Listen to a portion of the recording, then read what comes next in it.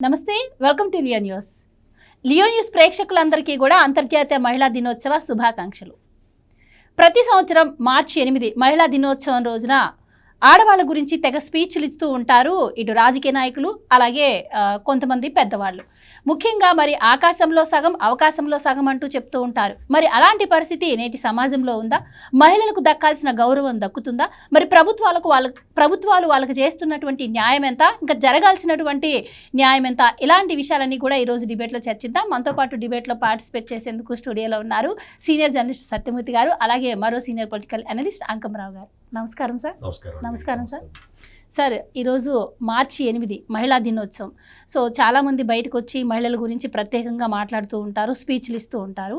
So ఆడది లేనిదే ప్రపంచం లేదు అంటూ ఉంటారు. మరి నిజంగా అలాంటి ఆడవాళ్ళకి ఇప్పుడు ఇస్తున్నటువంటి గౌరవం ఎలా ఉంది? ప్రభుత్వాలు ఇంకా చట్టసభల్లో కావచ్చు, స్థానిక సంస్థల్లో కావచ్చు, వాళ్ళకి దక్కాల్సిన గౌరవం గురించి, అలాగే హక్కు గురించి పోరాడుతున్నటువంటి పరిస్థితి. సో ప్రభుత్వాలు వాళ్ళ కోసం ఇంకా ఏం చేయాలంటారు? ఏం చెప్తారు? ప్రభుత్వాలు ఏం చేయాలి, ప్రజలు ఏం చేయాలి అనే దాని గురించి కనుక మనం చర్చించుకుంటా ఉంటే చాలా లోతులకు వెళ్ళాలి.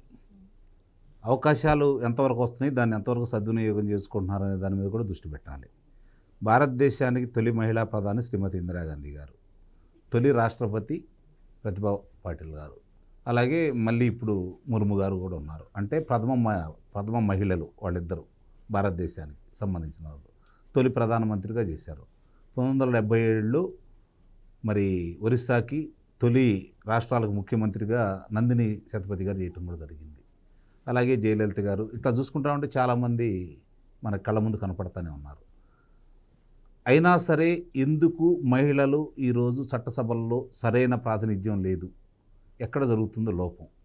వ్యవస్థలో ఉందా, వ్యక్తుల్లో ఉందా, లేకపోతే రాజకీయ నాయకుల్లో ఉందా, రాజ్యాంగంలో ఉందా? దీని కనుక చూసుకుంటా ఉంటే రాజ్యాంగంలో ఏ రోజు కూడా మహిళలకి సమాన హక్కులు ఇవ్వాలని కానీ దానికి సంబంధించింది కానీ ఏ రోజు రాజ్యాంగంలో పొందుపరచలేదు.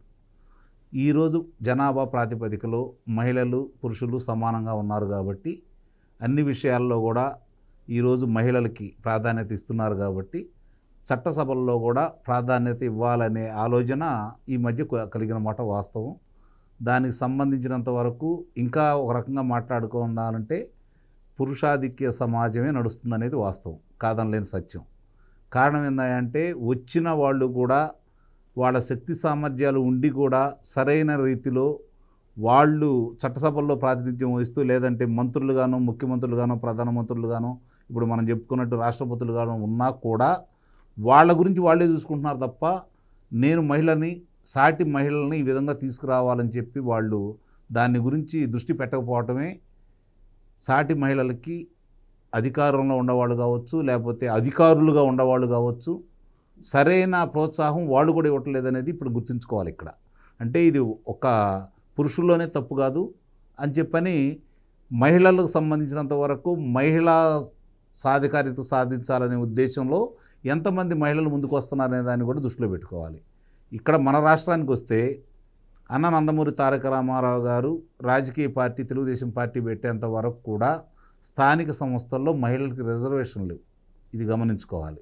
అంటే తొలిసారిగా తెలుగుదేశం ప్రభుత్వం అన్న నందమూరి రామారావు గారి ఆధ్వర్యంలో మహిళలకి, బడుగు బలహీన వర్గాలకి స్థానిక సంస్థల్లో రిజర్వేషన్ కల్పించిన ఘనత తెలుగుదేశం పార్టీకి మాత్రమే దక్కుతుంది. అది నందమూరి తారక రామారావు గారు. ఆ తర్వాత కొనసాగింపుగా చంద్రబాబు నాయుడు గారు ముఖ్యమంత్రి అయిన తర్వాత తొలిసారిగా, అంటే కేంద్రం యొక్క విధి విధానాలు కావచ్చు, కానీ దాన్ని విస్తృతంగా జనంలోకి తీసుకెళ్ళి దీనివల్ల మహిళలకు ఇంత మేలు జరుగుతుందని చెప్పని డ్వాక్రా సంఘాలను ఏర్పాటు చేసి తొలిసారిగా వాళ్ళకి ప్రోత్సాహాలు ఇచ్చేసి, మామూలుగా అప్పటి వరకు గ్రామాల్లో మనకు తెలిసినంత వంట చెరకుతోటే వంట చేస్తూ ఉండేవాళ్ళు.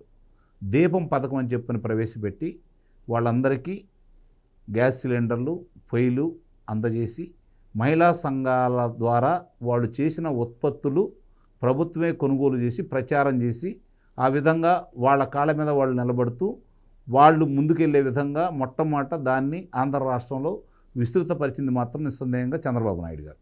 అందుట్లో ఎలాంటి సందేహం కూడా ఏమీ లేదు.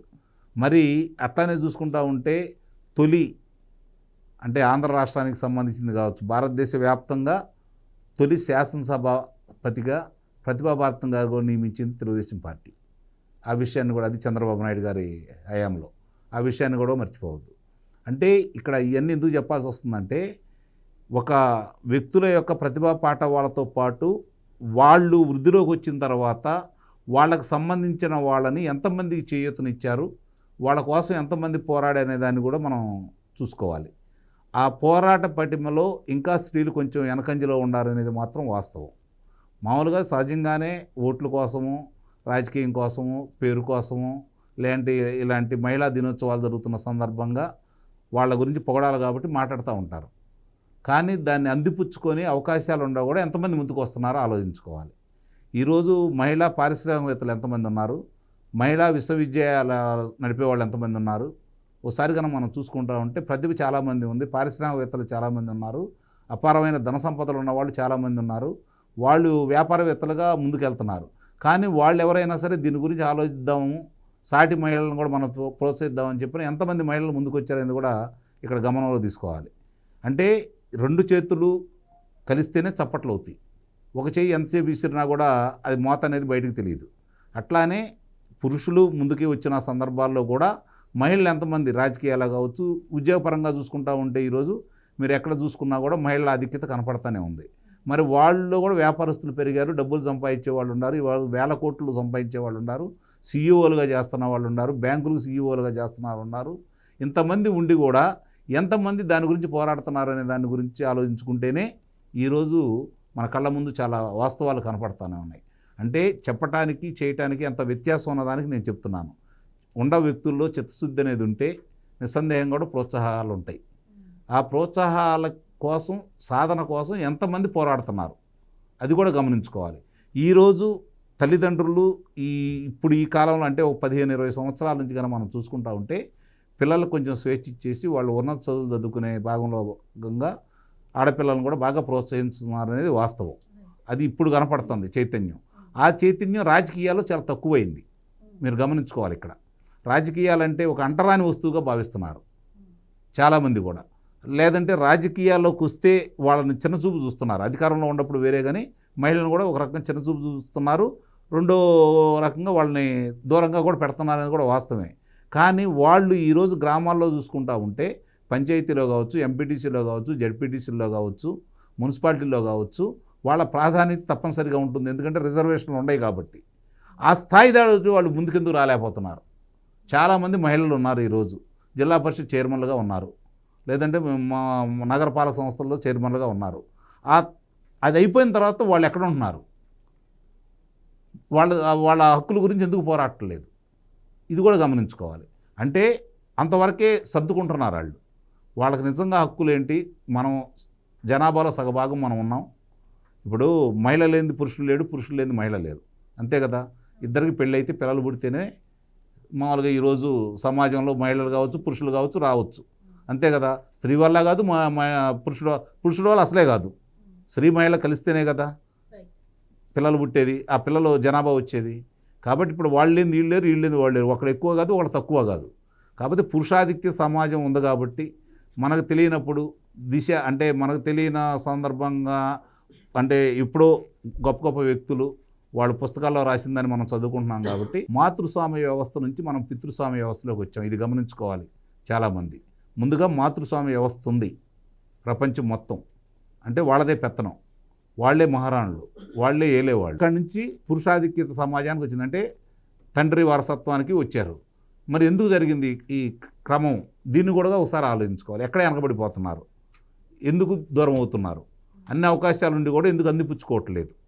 ఇస్తే తీసుకునేది కాదు, తీసుకున్న వాళ్ళు దాన్ని సమర్థవంతంగా ఎంతకు ముందుకు తీసుకెళ్తున్నారు, ఇది కూడా ఆలోచించుకోవాలి.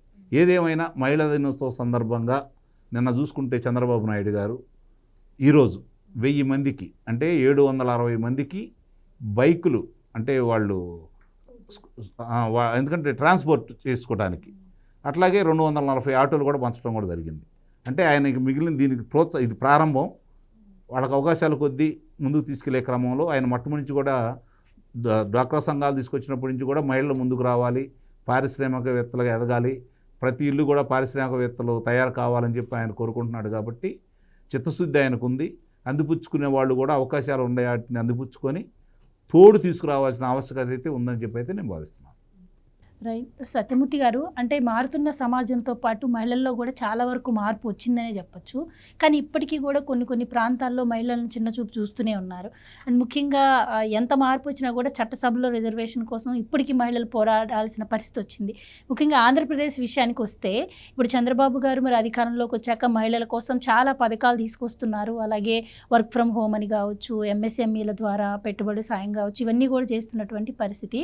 మరి ఆంధ్రప్రదేశ్ చట్టసభలో మహిళలకు ఎంత మాత్రం రిజర్వేషన్ ఇచ్చారు? చంద్రబాబు గారు మహిళల కోసం ఎలాంటి పథకాలు తీసుకొచ్చారు అంటే మీరేం చెప్తారు? ముందుగా మీకు మహిళా వీక్షకులందరికీ కూడా మహిళా దినోత్సవ శుభాకాంక్షలు.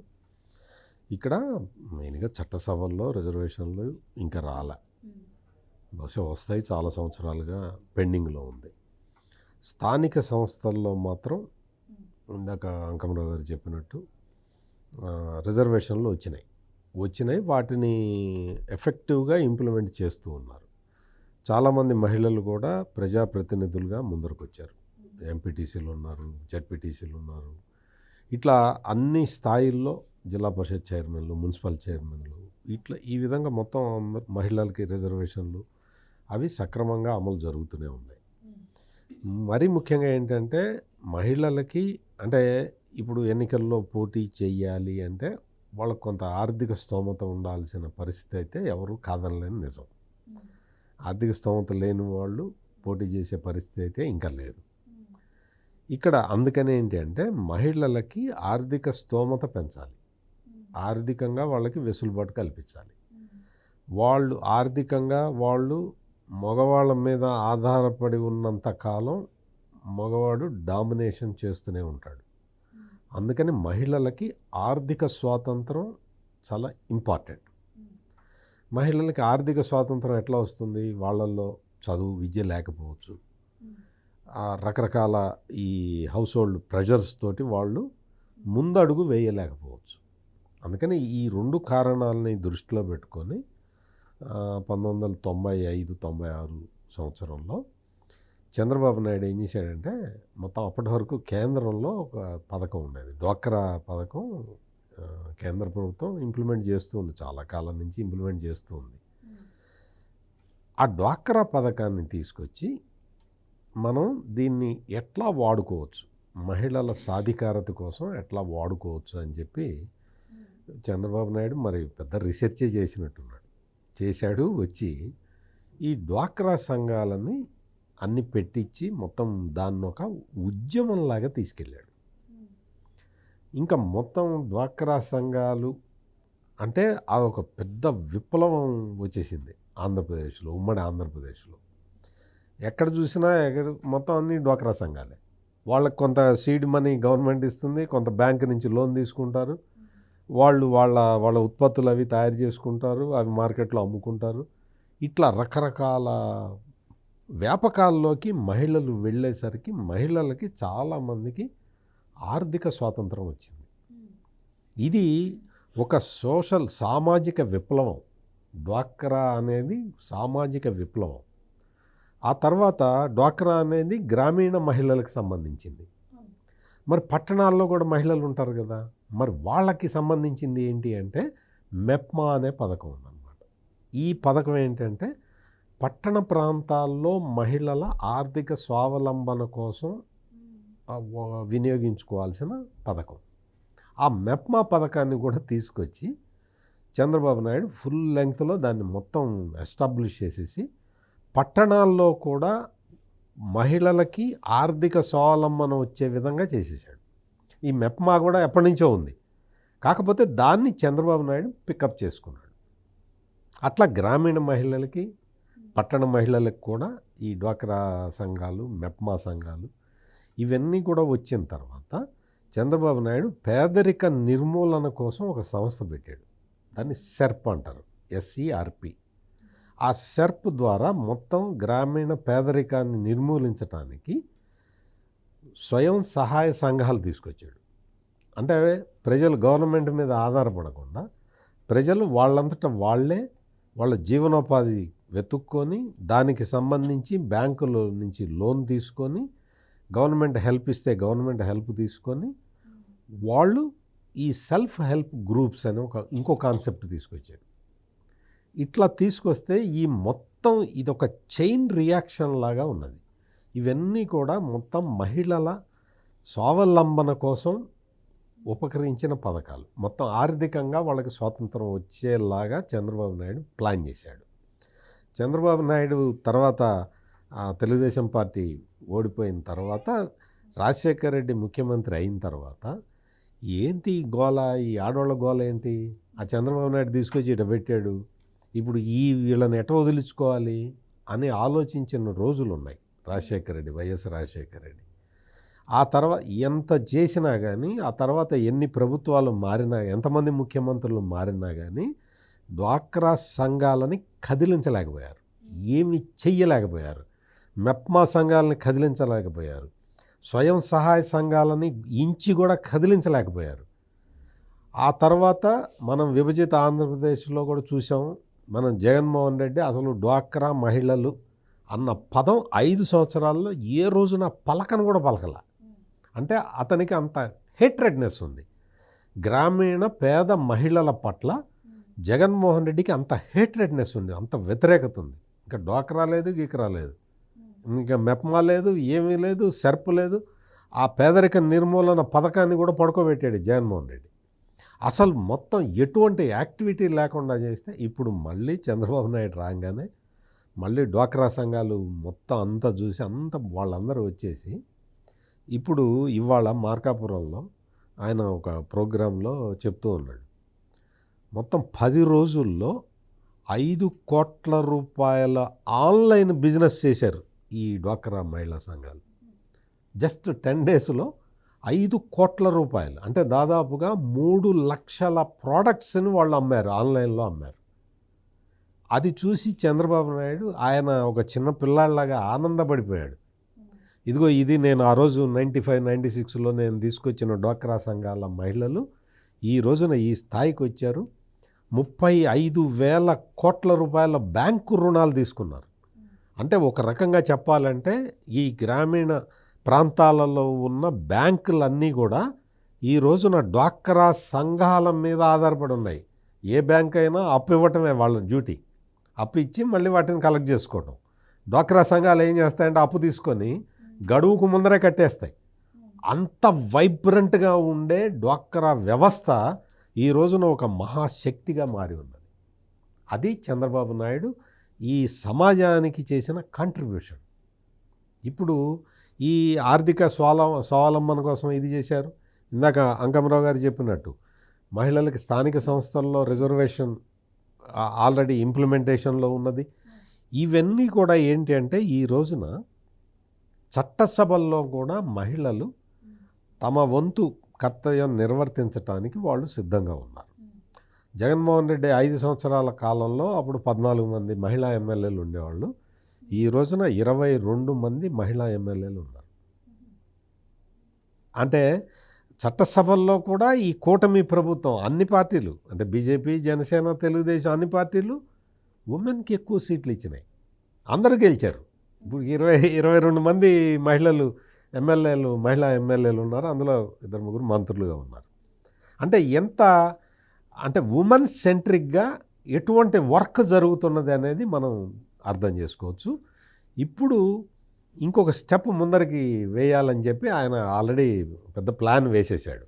ఈ డ్వాక్రా సంఘాల నుంచి, మెప్మా సంఘాల నుంచి మొత్తం వీళ్ళని ఎంటర్‌ప్రెన్యూర్స్ బయటికి తీస్తున్నాడు. అంటే తీసుకొచ్చి ఒక ఇంటికి మామూలు 10 మంది 20 మందిని కాదు, ఇంటికి ఒక మహిళని సెలెక్ట్ చేసి ఆ మహిళని ఒక ఎంటర్‌ప్రెన్యూర్గా మార్చాలనేది ఇప్పుడు నెక్స్ట్ ప్రోగ్రాం. మీరు ఒక్కసారి ఆలోచించండి, అంతకు ముందర ఈ డ్వాక్రా సంఘాలు పెట్టినప్పుడు అప్పుడు కాంగ్రెస్ ప్రతిపక్షంలో ఉన్న కాంగ్రెస్ కానీ మిగిలిన వాళ్ళందరూ కూడా అపహాస్యం చేశారు, ఎగతాళి చేశారు. ఇదేంది డ్వాక్రాది ఎప్పుడో ఉన్నది, అది ఎప్పుడో ఇందిరాగాంధీ టైం నుంచి ఉన్న స్కీముని తీసుకొచ్చి ఇప్పుడు ఏదో చంద్రబాబు నాయుడు చేస్తాట అన్నట్టు చేసి చూపించాడు.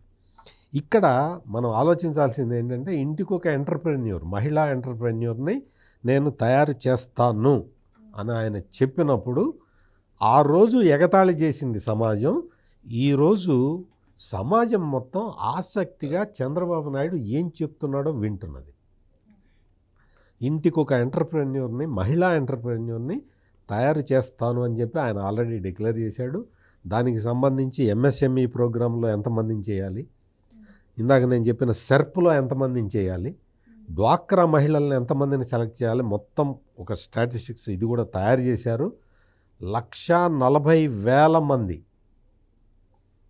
వాళ్ళని మొత్తం వీళ్ళని ఫస్ట్ తొలి దశలో ఉమెన్ ఎంటర్ప్రెన్యూర్స్గా మార్చబోతున్నారు. ఏంటి అంటే అప్పుడు చంద్రబాబు నాయుడిని ఎగతాళి చేసిన వాళ్ళు రియలైజ్ అయ్యి వాళ్ళు కూడా ఇప్పుడు చంద్రబాబు నాయుడు ఏం చెబితే అది చేయటానికి సిద్ధంగా ఉన్నారు. ఆడవాళ్ళు కూడా ఉన్నారు, మగవాళ్ళు కూడా ఉన్నారు. అందుకని ఇది సమాజంలో ఈరోజు మహిళా దినోత్సవం సందర్భంగా మనం ప్రస్తావించుకోవాల్సిన అంశాలు ఇవి. ఇంకా మిగిలినవి ఇంకా జెండర్ ఈక్వేషన్ అవన్నీ ఎటు ఉంటాయి. అందులో ఎటు అంకమరావు గారు ఇందాక చెప్పినట్టు అంత మేల్ డామినేటెడ్ సొసైటీ, ఎంత మేల్ డామినేటెడ్ సొసైటీ అయినా ఆడవాళ్ళ మీద ఆధారపడటం అనేది అది తప్పని పరిస్థితి. ఆడవాళ్ళ మీద ఆధారపడాల్సిందే. ఇప్పుడు ఆర్థికంగా కూడా ఆడవాళ్ళు చాలా శక్తిమంతంగా ఎదుగుతున్నారు కాబట్టి ఇంకా మామూలుగా వేరే విధంగా ఆలోచించాల్సిన పని లేదు. నేను ఇందాక ఎవరిదో ఇంటర్వ్యూ చూస్తూ ఉంటే, మేము మగవాళ్ళతో సమానం ఏంటండి, మేము మగవాళ్ళ కన్నా ఎక్కువ, ఇప్పుడు మేము మగవాళ్ళకి రిజర్వేషన్లు ఇస్తాము అనే స్థాయికి ఉమెన్ ఫోర్స్ వచ్చింది. Everybody is happy. Right sir. మహిళా దినోత్సవం రోజు కూడా వైసీపీ కొన్ని ప్రచారాలను అయితే ఆపటం లేదు. ముఖ్యంగా ఈ దీపం పథకం ద్వారా ఇవన్నీ కూడా ఆడవాళ్ళని మోసం చేసే విధంగా ఉన్నాయి, ఎంఎస్ఎంఈలు ఇవన్నీ కూడా అని చెప్పి ప్రచారం చేస్తుంది. అలాగే జగన్మోహన్ రెడ్డి గారి హయాంలో కోట్లాది మంది అక్కచెల్లెమ్మలకు అన్నీ అన్నగా తానే వ్యవహరించి చేశాడు. అండ్ వాళ్ళకి ఇచ్చే స్కీమ్స్లో అగ్రతాంబూలం ఇచ్చారు. అలాగే రాజకీయాల్లో కూడా వాళ్ళకి సముచిత స్థానం కల్పించారని చెప్తున్నారు. కానీ ఇప్పుడు సార్ వచ్చేసరికి ఇప్పుడు కూటమి ప్రభుత్వం 22 మంది ఎమ్మెల్యేలు ఉంటే అప్పుడు 12 మంది ఉన్నారని చెప్తున్నారు. సో మరి ఈ తప్పుడు ప్రచారాలను ఏ విధంగా చూడొచ్చు అంటారు, మీరేం చెప్తారు? అంటే ఆ రోజు కూడా తెలుగుదేశం పార్టీ తరపు నుంచి పెట్టిన మహిళలు గెలవాల గమనించుకోవాలి.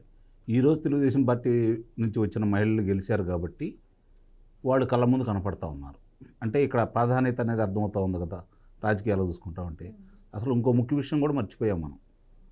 ఆడవాళ్ళకి ఆస్తిలో సమాన హక్కు కల్పించింది అన్న నందమూరి తారక రామారావు గారు. అది తెలుగుదేశం. అంటే ఇక్కడ గమనించుకోవాల్సిన అంశం. ఇప్పుడు జగన్మోహన్ రెడ్డి చెప్పేదాని గురించి పట్టించుకోవాల్సిన పని లేదు కదా. జగన్మోహన్ రెడ్డి ఏం చేశాడు, మహిళలకు సంబంధించినటువంటి జీరో వడ్డీకి సంబంధించిన దాంట్లో అతను ఎంత మోసం చేశాడో ప్రజలందరికీ తెలుసు. ఏది డ్వాక్రా వాళ్ళకి సంబంధించిన దాంట్లో చివరికి వాళ్ళ మీద ఎంత భారం పడింది కూడా ప్రజలందరికీ తెలుసు. ఇక్కడకు వచ్చేతలికి వాళ్ళకి సమయం అంటే ఒక సంవత్సరం లోపు తీసుకున్న కాడి నుంచి సంవత్సరం లోపు గనక వాళ్ళ రుణం తీర్చుకోగలిగితే వాళ్ళకు వడ్డీ మొత్తం ఆనాడు తెలుగుదేశం ప్రభుత్వం కట్టింది. ఇది గమనించుకోవాలి. అంటే వాళ్ళు ఒక గ్రూపు 10 లక్షల రూపాయలు తీసుకుంటే గ్రూపుకు 10 మంది ఉంటారు. 10 లక్షల రూపాయలు తీసుకుంటే తలా 1,00,000 రూపాయలు వాళ్ళు తీసేసుకుంటే అందరు కలిసి మళ్ళీ గనక సంవత్సరం లోపు 364వ రోజు కట్టినా కూడా తర్వాత 15 లక్షలు, తర్వాత 20 లక్షలు వాళ్ళు పెంచుకుంటూ వెళ్ళారు. అంటే వాళ్ళు ఆ డబ్బులు ఏ విధంగా వినియోగించుకొని ఉత్పత్తులు చేసుకుంటున్నారా, లేకపోతే కొత్త ఏదైనా పరికరాలు తీసుకొని దాన్ని అమ్ముకొని వాళ్ళు డబ్బులు సంపాదించుకుంటున్నారా తీసి పక్కన పడేస్తే, సమయానికి కనుక వాళ్ళు కడితే వాళ్ళకు సంబంధించినంత వరకు అవి పెంచుకునే విధంగా ఆ రోజు తెలుగుదేశం ప్రభుత్వం ప్రోత్సహించుకుంటూ వచ్చింది. మరి అలా ప్రోత్సాహం కనుక ఇతను ఇచ్చుంటే ఇంకా పెరగాలి కదా. అతనికి ఏం చేశాడంటే, అది కూడా మనం చెప్పుకోవాలి, అతను ఏం చేశాడంటే ఇళ్ల స్థలాల పట్టాలు ఇస్తున్నాను అని చెప్పని ప్రకటించాడు కదా. ఆ ఇళ్ల స్థలాల పట్టాల కార్యక్రమంలో భాగంగా మహిళలు ఉంటే, భార్యాభర్త ఉంటే మహిళల పేరు మీద ఇవ్వడం జరిగింది అతను. అది ఇప్పుడు తెలుగుదేశం ప్రభుత్వం గతంలో కూడా చేసింది. అదే చెప్పబోతున్నా. అది ఇప్పుడు ఎన్టీ రామారావు మహిళల పేరు మీదే పక్కా ఇళ్ళు ఇచ్చాడు. అవి ఎప్పుడో వాళ్ళు చేశారు, కాకపోతే వాళ్ళు ప్రచారం చేసుకోలేదు, ఇతను ప్రచారం చేసుకున్నాడు. వ్యత్యాసం అదే గమనించుకోవాలి. వాళ్ళకి వీళ్ళకి ఏంటంటే వీళ్ళేం పని చేసుకుంటూ వెళ్తారు, చేసిన వాళ్ళు గుర్తు పెట్టుకుంటారు కదా అని వీళ్ళు అనుకుంటారు. వాళ్ళు ఏంటంటే అంటే అక్కడ పార్టీయా వీళ్ళు చూసుకోరు, మహిళలను చూసుకుంటా ఉన్నారు వాళ్ళు. వీళ్ళు ఏంటంటే ఒక పని చేసి 100 పనులు చేసామని వీళ్ళు చెప్పుకున్నారు. వీళ్ళు 100 పనులు చేసి కనీసం 10 పనులు చేసామని కూడా చెప్పుకోలేకపోయారు. అక్కడే ఈ వ్యత్యాసం కళ్ళ ముందు కనపడతానే ఉంది. ఇప్పుడు జరుగుతున్నది వాస్తవాలు గమనించారు కాబట్టి వ్యత్యాసం గుర్తించారు కాబట్టి వాళ్ళు చెప్పింది నిజమెంత, వీళ్ళు చెప్పింది నిజమెంత, ఎవరి వల్ల లబ్ధి పొందుతున్నాం, ఎవరి వల్ల మేలు జరుగుతుందని చెప్పని ఆలోచించుకున్నారు కాబట్టి ఈరోజు వాళ్ళు ఒక తీర్పు అంటూ ఇచ్చారు. ఆ తీర్పుని అడ్డం పెట్టుకొని ఈరోజు రకరకాలుగా మాట్లాడుకుంటా ఉంటే నిన్నగాక మొన్న మళ్ళీ గోబ బయలేటట్టు పట్టభద్రుల ఎన్నికల్లో కూడా చాలా స్పష్టంగా చూపించారు, ఉపాధ్యాయ ఎన్నికల్లో కూడా చూపించారు. అంటే ఇక్కడ గమనించుకోవాల్సింది అంటే వాళ్ళు ఏం చెప్పినా ప్రజలైతే నమ్మే పరిస్థితి అయితే లేదు. వాళ్ళ గురించి ఎంత తక్కువ మాట్లాడుకుంటే అంత మంచిది. ఇప్పుడు మనం మహిళల గురించి, మహిళా అభ్యున్నతి గురించి, వాళ్ళకి కావాల్సినటువంటి సదుపాయాలు ఏం చేయాలి, ప్రతి ఇంటికి అంటే ఒక మహిళని వాళ్ళు సంబంధించినప్పుడు వాళ్ళే స్వయం సమృద్ధితోటి సంపాదించుకొని రేపు పొద్దున వాళ్ళే 10 మందికి సహాయపడే విధంగా. ఇప్పుడు గుర్తుపెట్టుకోండి, ఒక ఇల్లు పిల్లలు ఉన్నతంగా చదువుకున్నారు అంటే ఇందుట్లో తల్లి పాత్ర 70% ఉంటుంది. గమనించుకోవాలి మీరు. తండ్రి అనే అతను సంపాదించి తీసుకొస్తాడే తప్ప బుద్ధులని చెప్పే కాడి నుంచి, వాళ్ళని సాకే కాడి నుంచి, వాళ్ళకి మంచి మార్గంలో నడిపించేదానికి నిస్సందేహంగా మహిళ పాత్రే చాలా గొప్పది. అందుట్లో ఎలాంటి సందేహం కూడా ఏమి లేదు. అందుకని మాతృదేవోభవ అన్నారు తప్ప ముందు పితృదేవోభవ అనలా. మాతృదేవోభవ, పితృదేవోభవ, గురుదేవోభవ, ఆచార్య దేవోభవ అని చెప్పి అధిదేవోభవ అని చెప్పి అంటారు. అంటే ప్రథమ తాంబూలం మహిళామ తల్లికే ఇచ్చారు. ఇది గమనించుకోవాలి. అవన్నీ అంటే తర్వాత వచ్చిన దాంట్లో ఇందాక నేను చెప్పినట్టు చదువులో కావచ్చు, ఎప్పుడైతే మాతృస్వామ్య వ్యవస్థ పోయి పితృస్వామ్య వ్యవస్థ వచ్చిన తర్వాత చదువులో కావచ్చు, వ్యాపకాల్లో కావచ్చు, ఇప్పుడు మహారాణులుగా చేశారు. ఝాన్సీ లక్ష్మీబాయి కళ్ళ ముందు కనపడతానే ఉంది, మనకి రాణి రుద్రమదేవి కనపడతానే ఉంది. కానీ అలా వచ్చిన వాళ్ళ చరిత్రలు ఎంతమందికి తెలుసు? అలాంటి వాళ్ళు చాలామంది ఉన్నారు. ఔరంగజేబు గురించి చెప్తారు. కానీ ఔరంగజేబుకి వెనకమాల వెన్నెముకగా ఉండి అతని సామ్రాజ్య విస్తరణకి తోడ్పడింది అతని చెల్లెలు నూర్జహాన్. ఆమె కదా మొత్తం నడుపుకుంటూ వచ్చేసింది. అంటే ఇక్కడ చాలామంది చరిత్రలు కూడా రాసేవాళ్ళు మగవాళ్ళు ఎక్కువయ్యారు, ఆడవాళ్ళు తక్కువయ్యారనేది వాస్తవం. ఆడవాళ్ళు వచ్చిన తర్వాత కొంతమంది కొన్ని చరిత్రలు బయట తీసుకుంటూ వస్తున్నారు. ఇప్పుడు వాస్తవాలు చాలామంది కూడా బహిర్గతం చేస్తున్నారు కాబట్టి చాలా విషయాలు మనకు తెలుస్తూ ఉన్నాయి. ఏదేమైనా సరే ఇది వాళ్ళు వీళ్ళు చేశారనే దానికంటే కూడా వచ్చిన అవకాశాలని సద్వినియోగం చేసుకునే విషయంలో ఇప్పుడు మహిళలు ముందంజలో ఉన్నారు. అది మాత్రం వాస్తవం. అన్ని రంగాల్లో ముందంజలో ఉన్నారు, రాజకీయ రంగంలో తప్ప. ఇప్పుడు కూడా కొంత అంటే వాళ్ళు ఊహించిన స్థాయిలో వాళ్ళు రావట్లేదు, అట్లాగే అవకాశాలను కూడా అందిపుచ్చుకున్న వాళ్ళేమో ప్రోత్సహించట్లేదు. ఇది మాత్రం గమనించుకోవాలి. సార్, జగన్మోహన్ రెడ్డి గారు మహిళల గురించి ఈరోజు తెగ లెక్చర్లు ఇస్తూ ఉన్నారు. మహిళా దినోత్సవ శుభాకాంక్షలు కూడా చెప్పారు. కానీ చాలా కమెంట్స్ అయితే వస్తూ ఉన్నాయి. ఫస్ట్ ఇంట్లో చూసి బయట చూడు, అంటే నీ సొంత అమ్మ చెల్లె వదిలేసి వెళ్ళిపోయారు, నువ్వు ఇప్పుడు వచ్చి మహిళా దినోత్సవ శుభాకాంక్షలు చెప్తున్నావు అని చెప్పి కొన్ని కమెంట్స్ అయితే ఆయనకు వస్తున్న పరిస్థితి. సో మీరేం చెప్తారు సార్? నా అక్క చెల్లెమ్మలు అంటే తెగ స్పీచ్లు ఇచ్చారు, మరి చూస్తే సొంత అక్క చెల్లెలనే పట్టించుకున్నటువంటి పరిస్థితి. సొంత చెల్లెళ్ళు, ఇద్దరు చెల్లెళ్ళే అనుకో. అంటే వివేకానంద రెడ్డి కూతురు కూడా ఈయనకి చెల్లెలే. అసలు చెల్లెల్ని పట్టించుకోపోవటం అక్కడి నుంచి సొంత తల్లిని అసలు ఎవరు కూడా, అంటే మహిళా దినోత్సవం అంటే మహిళల్ని గౌరవించాలి అన్న ఉద్దేశంతో వాళ్ళు పెట్టిన ఇది కదా. ఇక్కడ ఈ జగన్మోహన్ రెడ్డి ఇప్పుడు పెద్ద కేసు నడుస్తున్నది. జగన్మోహన్ రెడ్డికి ఎవరికి, వేరే వాళ్ళు ఎవరికో కాదు, ఆస్తి తగాదాలు కాదు, ఈ జగన్మోహన్ రెడ్డికి ఆయనని కన్న తల్లికి. ఎవరన్నా తల్లితోటి కోర్టులో కేసు ఫైట్ చేస్తారా? కేసు వేస్తారా? తల్లి మీద రకరకాల ఆరోపణలు చేస్తారా? మహానుభావుడు జగన్మోహన్ రెడ్డి చేస్తున్నాడు. అసలు సరస్వతి పవర్ దానికి సంబంధించిన షేర్సు వాటి గురించి అసలు నా తల్లి నన్ను మోసం చేసింది అని కోర్టులో కేసు నడుస్తూ ఉన్నది ఆ కంపెనీ లా ట్రిబ్యునల్లో. ఈ షేర్లు ఇవన్నీ కూడా ఆమె ఏం చెబుతున్నది అంటే, ఇవన్నీ నా కొడుక్కి నా కోడలికి సంబంధం లేదు, ఇవన్నీ నావి అని ఆమె చెబుతున్నది. కొడుకు ఏమనాలి? అమ్మ ఏం చెబితే అది కరెక్ట్ అనాలి. ఎవరైనా అదే అంటారు. ఎందుకంటే తల్లికి ఇంకా రీప్లేస్మెంట్ లేదు, ఉండదు. ఈ సృష్టిలో తల్లికి రీప్లేస్మెంట్ ఉండదు. అటువంటిది తల్లి ఏదైనా చెబితే కొడుకు కానీ కూతురు కానీ ఎవరైనా కానీ ఫాలో అవుతారు. తల్లి ప్రేమ తల్లి కూడా అట్లాగే ఉంటుంది. ఇప్పుడు ఈ జగన్మోహన్ రెడ్డి విషయంలోకి వచ్చేసరికి మా అమ్మ నన్ను మోసం చేసింది అని చెప్తూ ఉన్నాడు. కానీ ఇదంతా ఈ మధ్య స్టార్ట్ అయింది సార్, వీళ్ళ ముగ్గురు మధ్య ఇష్యూ ఈ మధ్య స్టార్ట్ అయింది. అని కానీ మీరు అనుకుంటున్నారు. జగన్మోహన్ రెడ్డి గారు సీఎం అయిన మొదట్లోనే ఇప్పుడు ఏం ప్రచారం చేస్తున్నారు, మహిళా దినోత్సవం రోజున మేము రాజకీయాల్లో సముచిత స్థానం కల్పించాం మహిళలకు అంటున్నారు. కానీ వాళ్ళ మదర్కి వచ్చేసరికి ఆవిడ అధ్యక్ష పదవి నుంచి తీసేశారు. ఎగ్జాక్ట్లీ నేను అదే చెప్పబోతున్నా. ఎప్పుడు కూడా జగన్మోహన్ రెడ్డి తల్లిని తల్లిలాగా చూడలేదు. ఈ తల్లి నాకు ఎంతవరకు ఉపయోగపడుతుందనే చూశాడు. నేను అందుకనే మీరు ఆ క్వశ్చన్ అడుగుతారని తెలిసే నేను చెప్పబోతూ ఉన్నా. తల్లి నాకు రాజకీయంగా ఉపయోగపడుతుందా పడదా అంటే తల్లి ఒక వస్తువు ఆబ్జెక్ట్ లాగా పెట్టుకున్నాడు. ఈ చెల్లెలు ఇంకొక వస్తువు. ఈ వస్తువు నాకు రాజకీయంగా ఉపయోగపడుతుందా లేదా. ఆయన జైల్లో ఉన్నప్పుడు చెల్లిని తీసుకెళ్ళి రోడ్ల మీద తిప్పించాడు. ఆ తర్వాత తల్లిని తిప్పించాడు. ఆ తర్వాత తల్లిని విశాఖపట్నంలో నిలబెట్టి మరి అంత ప్రభంజనము, మరి ఈయన మహానాయకుడు, ఈయన అందరినీ గెలిపించే శక్తి ఉన్న వ్యక్తి కదా, మరి తల్లిని ఎందుకు గెలిపించలేదు? ఇది ఒక అసలు ప్రధానమైన ప్రశ్న. నేను మీరు క్వశ్చన్ అడుగుతుంటే నేను చెప్పటం మొదలుపెట్టిన కారణం ఇది. నువ్వు విశాఖపట్నంలో నీ తల్లిని పోటీకి పెట్టావు కదా, నువ్వు అసలు విశాఖపట్నం టికెట్ తల్లికి ఎందుకు ఇచ్చావు? నువ్వు కడపలో నిలబెట్టాలి కదా, ఏదో పులివెందుల్లో నిలబెట్టాలి కదా, నువ్వు లేదా జమ్మలమడుగులో నిలబెట్టాలి కదా, నువ్వు ఏదో పక్కన రాజంపేట గిజంపేట అటువంటి చోట నిలబెట్టాలి కదా. నువ్వు విశాఖపట్నంలో నిలబెట్టడమే నీ కుట్ర. నువ్వు తల్లిని ఓడించేసేయాలి అన్న ప్లాన్ వేసుకొని చేసావంట నేను. అంటే అప్పటి నుంచి కూడా తల్లిని రాజకీయంగా తల్లి ఉపయోగపడాలి తప్ప తల్లికి ఎటువంటి స్థానం దక్కకూడదు. చెల్లి షర్మిలకి ఎటువంటి స్థానం దక్కకూడదు. షర్మిలకి ఎంత అన్యాయం చేశాడో తెలుసా? అధికారంలోకి రాగానే 4 రాజ్యసభ స్థానాలు వచ్చినాయి. 4 రాజ్యసభ స్థానాలు వస్తే ఫస్ట్ వైఎస్ షర్మిల పేరు పెడుతున్నట్టుగా వాళ్ళే లీకులు వదిలారు. షర్మిలకి రాజ్యసభ స్థానం ఇస్తున్నట్టుగా ఆఖరి నిమిషం దాకా అట్లాగే నాంచి ఆఖరిలో ఏం చేశారు అంటే పరిమళ నత్వానికి ఇవ్వాల్సి వచ్చింది, అందుకని షర్మిల పేరు తీస్తున్నాం, నెక్స్ట్ టైం ఇస్తాం అని చెప్పి షర్మిల పేరు తీసేశారు. నువ్వు షర్మిల పేరు తీసేస్తావా? ఇంకొకళ్ళ పేరు ఎందుకు తీసేయాలా? నువ్వు పరిమళ నత్వానికి ఇవ్వాలనుకున్నావు అనుకో, నువ్వు ఎవరికైనా ఇచ్చుకోవచ్చు. మరి అతన్ని తీసుకొచ్చి అకామిడేట్ చేయాలంటే వేరే వాళ్ళని తీసేయచ్చు కదా. చెల్లిని ఎందుకు తీసేసావు?